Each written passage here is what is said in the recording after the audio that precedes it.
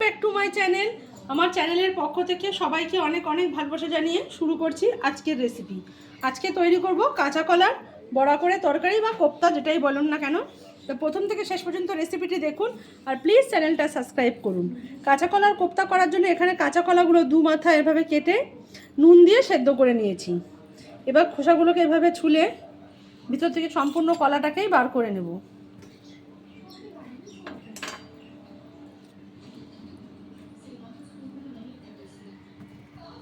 দেখুন সবগুলো কিন্তু চোকলা থেকে ছুলে বার করে নিয়েছি এবং এই চোকলাগুলোও কিন্তু আমি ফেলবো না। চোকলাগুলো থেকেও কিভাবে সম্পূর্ণটা নিয়ে নেওয়া যায় সেটাই আজকে আপনাদের দেখিয়ে দেবো। এই যে দেখুন একটা চামচ নিয়েছি, এই যে কলাগুলো কিন্তু এইভাবে আমি তুলে নেব, বা চোকলা কিন্তু আপনারা বাটাও খেতে পারেন। আমি যেহেতু বাটছি না তাই সম্পূর্ণ খোসা থেকে কলাটাকে একদম সম্পূর্ণ তুলে নেব। খোসাকে এইভাবে একটা চামচ দিয়ে তুলে নিচ্ছি। আর যদি মনে করেন কাঁচকলার খোসার বাটা করবেন সেটাও কিন্তু করতে পারেন। আমি অন্য আরেকদিন আরেকটা রেসিপিতে সেটাও আপনাদের দেখিয়ে দেব। দেখেন তো, দেখুন খোসা থেকেও কিন্তু অনেকটা কলা আমি বার করে নিয়েছি। যে এতগুলো বেরিয়ে এসছে, আর এই যে খোসাটা এবার এগুলো ফেলে দেবো। দেখুন এগুলো কিন্তু একদম পাতলা হয়ে গেছে, জাস্ট শুধু খোসাটাই ফেলেছি। এবার বাকি প্রসেসটা তৈরি করব। এবার এই কলাটা কোপ্তা বানানোর জন্য আপনারা কিন্তু এর মধ্যে সেদ্ধ আলুও দিতে পারেন। আমি দিচ্ছি না, কিন্তু আপনারা অবশ্যই সেদ্ধ আলু চাইলে দিতে পারেন, আবার নাও দিতে পারেন, আলুটা অপশনাল। প্রথমে এর মধ্যে দিয়ে দেবো হাফ চামচ লঙ্কার গুঁড়ো, 1 চামচ ধনের গুঁড়ো, আর হাফ চামচ দেবো জিরের গুঁড়ো। নুন দিয়ে সেদ্ধ করা আছে তাই লবণটা স্বাদ অনুযায়ী আন্দাজ মতন দিয়ে দেবেন, কেন সেদ্ধ করার পরে জলটা কিন্তু ফেলে দিয়েছি। দিয়ে দিচ্ছি হলুদ গুঁড়ো,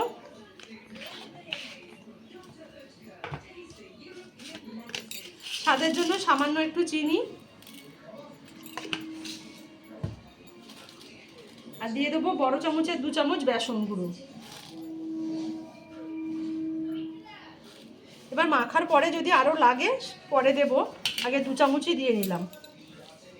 এবার এই সবগুলো কিন্তু খুব ভালোভাবে হাত দিয়ে এভাবে মেখে নেব।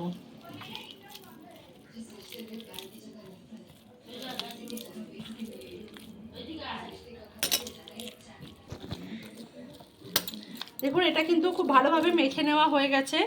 এটা একটু নরম ভাব আছে তাই এর মধ্যে দিয়ে দেবো কিন্তু আমি আরও একটু বেসন গুঁড়ো, আরও 2 চামচ দিচ্ছি, টোটাল 4 চামচ বেসন লাগলো। আর এখানে কলা ছিল কিন্তু আমার 7টা, খুব একটা বড় সাইজের নয়, তাই মাখার পরে সেটা বুঝে কিন্তু বেসনটা আবার অ্যাড করবেন। চাইলে এখানে কিন্তু কর্নফ্লাওয়ারও দিতে পারেন, কিন্তু আমি ব্যবহার করছি না, আমি এখানে শুধু বেসন দিয়েই করব।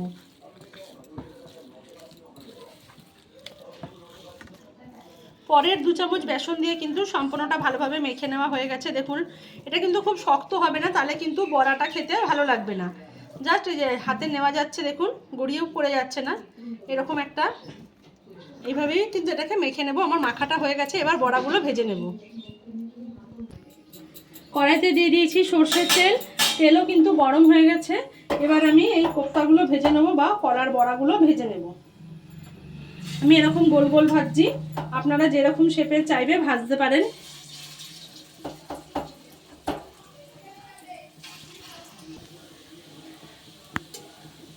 তো দেখুন এগুলোকে কিন্তু তেলের মধ্যে ছেড়ে দিয়েছি। আমি সর্ষের তেলে ভাজছি, আপনারা চাইলে কিন্তু সাদা তেলেও ভাজতে পারেন। এগুলো উল্টে পাল্টে হালকা লাল লাল করে কিন্তু ভেজে নেব।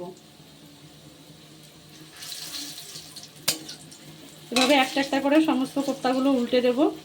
আপনারা যেরকম চাইবেন শেপ দিয়ে নিতে পারেন। আমি কিন্তু চটজলদি প্রসেসটা দেখানোর জন্য এটাই কিন্তু সবথেকে সোজা পদ্ধতি। কোনো শেপ দিতে গেলে সেটাকে কিন্তু আগে গড়ে নিতে হবে, তারপর আপনাকে ভাজতে হবে। দেখুন সমস্ত বড়াগুলো কিন্তু আমি উল্টে নিয়েছি। দেখুন কত সুন্দর, কিন্তু একটা একটার সাথে একটুও লাগেনি, সুন্দরভাবে ভাজা হচ্ছে। এগুলোকে এরকম একটু লাল লাল করে ভেজে তুলে নেব। দেখুন সবগুলো কোপ্তা কিন্তু সুন্দর চারপাশ থেকে একদম সব দিক থেকে এটাকে লাল লাল করে ভাজা হয়ে গেছে। এবার এগুলোকে আমি তুলে নিচ্ছি, এর থেকে বেশি কিন্তু আর ভাজার দরকার নেই। সমস্ত বড়াগুলো কিন্তু ভেজে নেওয়া হয়ে গেছে। আর দেখুন এটা কত সফট হয়েছে, এই দেখুন দেখছেন একদম মিশে হয়ে যাচ্ছে।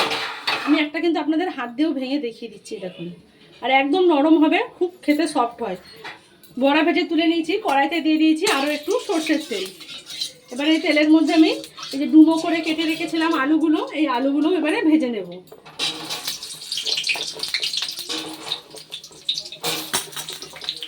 আলুগুলোকে একটু লাল লাল করে ভেজে নেব। যতক্ষণ আলুটা ভাজা হচ্ছে আমি এখানে একটা মশলা করে নিচ্ছি। প্রথমে দিয়ে দিচ্ছি অল্প একটু আদার কুচি, 4-5টা কাঁচা লঙ্কা, আর দিয়ে দিচ্ছি একটা বড় সাইজের টমেটো। এর মধ্যে দিয়ে দেবো গুঁড়ো মশলা, 1 চামচ লঙ্কার গুঁড়ো,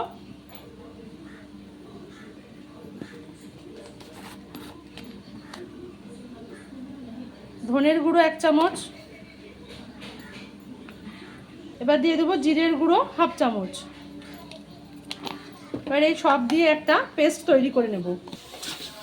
দেখুন আলুগুলো কিন্তু সম্পূর্ণ লাল লাল করে ভেজে নিয়েছি, আর এখানে কিন্তু আমি নুন হলুদ দিইনি আলু ভাজার সময়, এমনি আলুটাকে লাল লাল করে ভেজে নিয়েছি। এবার তুলে নিচ্ছি।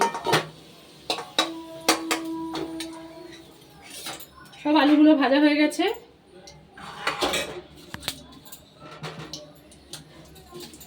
এবার এই আলু ভাজার তেলের মধ্যেই আমি তরকারিটা করব। প্রথমেই দিয়ে দিচ্ছি ফোড়নে তেজপাতা,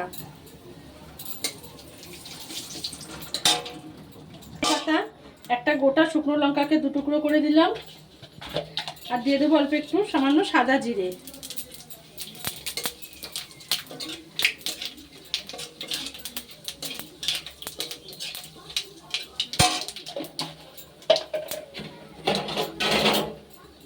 ফোড়নটা হয়ে গেছে, এবার এর মধ্যে দিয়ে দেবো যে মশলার পেস্টটা বানিয়েছিলাম সেইটা, আর দিয়ে দিচ্ছি মিক্সি ধুয়ে অল্প একটু জল।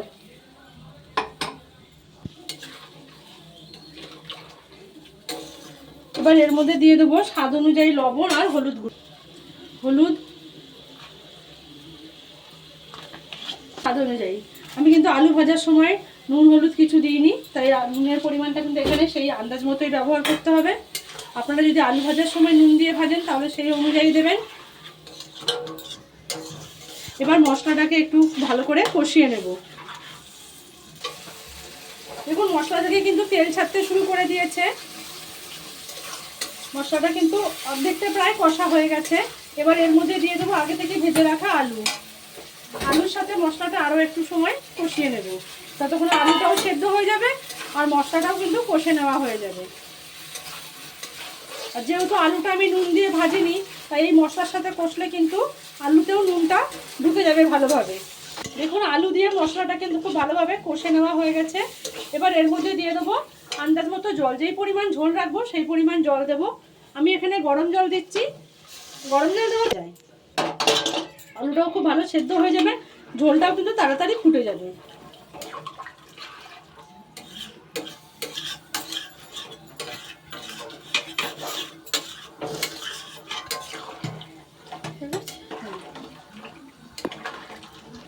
দেখুন ঝোলটা কিন্তু একদম 4-5 থেকে সুন্দর ফুটে উঠেছে, আর আলুগুলো কিন্তু সেদ্ধ হয়ে এসছে। দেখুন আপনাদের একটা দেখিয়ে দিচ্ছি, এই দেখুন খুন্তি দিয়ে কাটলে কিন্তু কেটে যাচ্ছে। এবার এর মধ্যে বড়াগুলো দিয়ে দেবো। মানে বড়াগুলো কিন্তু খুবই নরম হবে, এগুলো কিন্তু দিয়ে বেশিক্ষণ ফোটালে সব ভেঙে যাবে, তাই ঝোল ফুটিয়ে আলু সেদ্ধ হওয়ার পরে কিন্তু বড়াগুলো দিয়ে ফুটিয়ে নেব। আর এই পর্যায়ে দিয়ে দেবো সামান্য একটু চিনি, এটা একদমই অপশনাল, কিন্তু দিলে নিরামিষ তরকারিতে একটু চিনি দিলে তরকারির টেস্ট কিন্তু ভালো হবে। এবার একবার ঢাকা দিয়ে দিচ্ছি খুব ভালো করে ফুটিয়ে নেওয়ার জন্য। মিনিট 3-4 পরে ঢাকাটা খুলছি।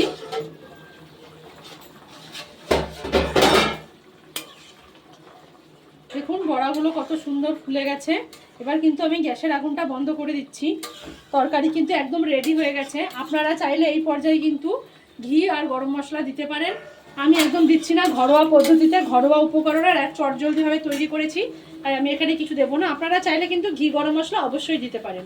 তো এবার পরিবেশন করে নেব। কিন্তু আমার আলু কাঁচকলার এই রেসিপিটি, বা আলু কাঁচকলার বড়ার তরকারি বলতে পারেন, বা আলু কাঁচকলার কোপ্তাও বলতে পারেন, এটা কাঁচকলার কোপ্তাও এভাবেই কোপ্তা তৈরি করে। তো আমি একদম চটজলদি ঘরোয়া প্রসেসে কিভাবে তৈরি করবেন সেটাই দেখিয়েছি, কোনো ঝামেলা ছাড়া। তো রেসিপিটি একবার অবশ্যই ট্রাই করবেন, আর প্লিজ চ্যানেলটা সাবস্ক্রাইব করুন, লাইক শেয়ার কমেন্ট করে পাশে থাকবেন। সকলকে অনেক ধন্যবাদ।